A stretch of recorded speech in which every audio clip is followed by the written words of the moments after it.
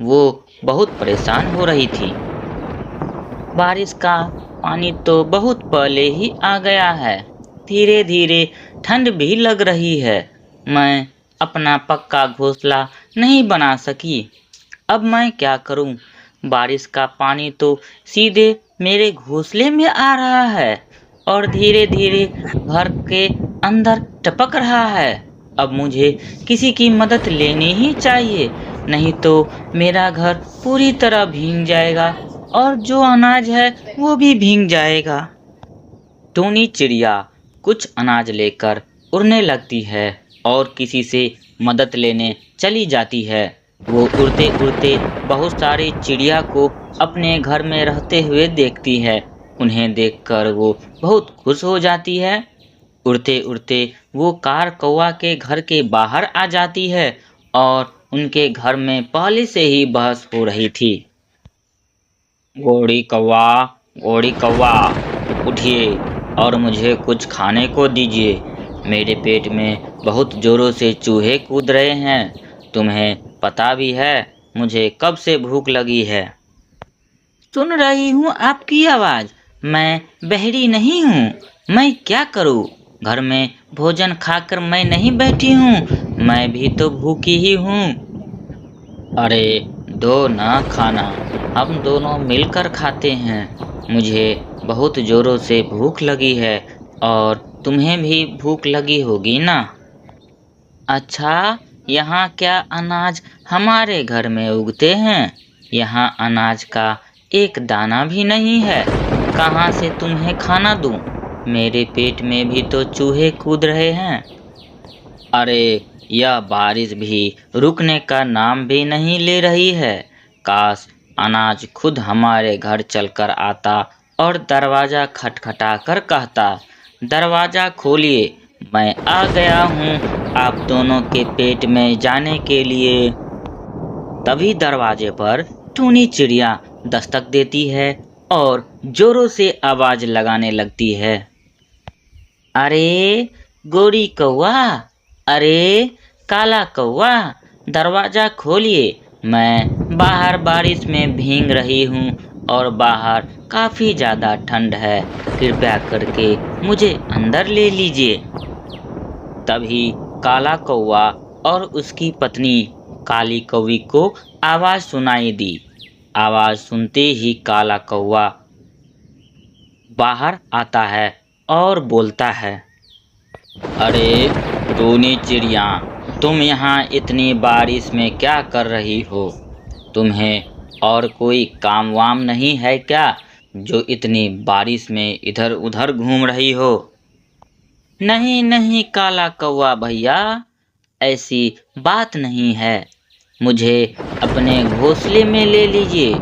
मेरे घोंसले के अंदर पानी आ गया है और बारिश के कारण पानी धीरे धीरे टपक रहा है और घर के अंदर जितने भी अनाज थे वो पूरी तरह भीग गए हैं। बारिश खत्म होते ही मैं यहाँ से चली जाऊंगी। काला कौवा बहुत ही लालची किस्म का पक्षी था, इसीलिए वो टूनी चिड़िया को घर के अंदर नहीं लेना चाहता था।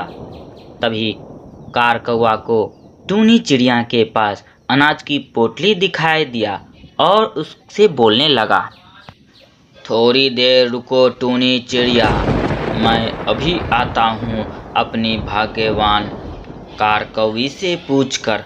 तुम तब तक यहीं रहना, ठीक है? अरे भाग्यवान, बाहर टूनी चिड़िया आई है। वो बारिश में बहुत भीग रही है और उसका घर बारिश के कारण पूरी तरह भीग गया है और उसके पास जो अनाज थे वो सब भीग गए हैं और उसके पास एक छोटा सा अनाज का पोटली है।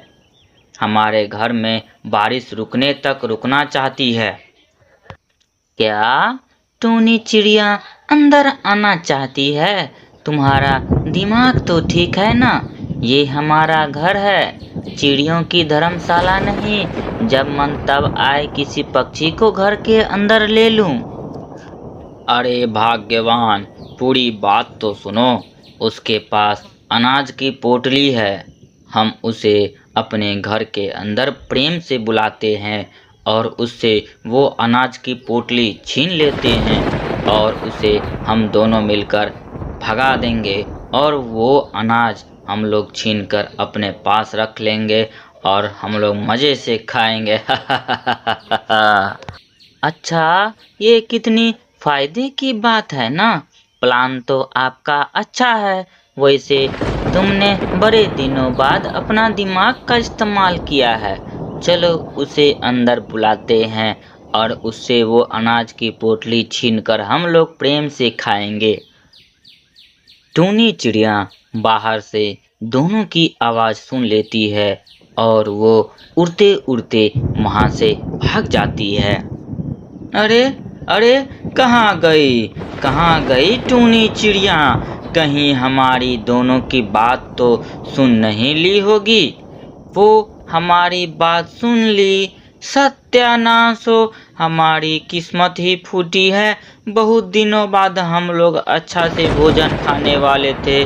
अब मैं क्या करूं? टूनी चिड़िया उड़ते उड़ते टूनी चिड़िया उड़ते उड़ते एक खजूर के पेड़ के ऊपर आकर बैठ जाती है और खजूर के ऊपर बैठते ही टूनी चिड़िया सोचती है कि अगर मैं आज उसकी सारी बात कार कौवा और कार कौवी की बात नहीं सुनी होती तो मैं वहाँ पर फंसकर मैं अपने जो भी अनाज है वो खो देती। भगवान ने मुझे बचा लिया। फिर टूनी चिड़िया सोचते सोचते उसी खजूर के पेड़ के ऊपर अपना एक सुंदर सा घोंसला बना ली और जीवन व्यतीत करने लगी और खुशी खुशी रहने लगी। दोस्तों, यह कहानी अच्छी लगी है तो लाइक शेयर सब्सक्राइब ज़रूर करें, क्योंकि आपके एक लाइक शेयर सब्सक्राइब से ही दूसरे को मोटिवेशन मिलता है। धन्यवाद।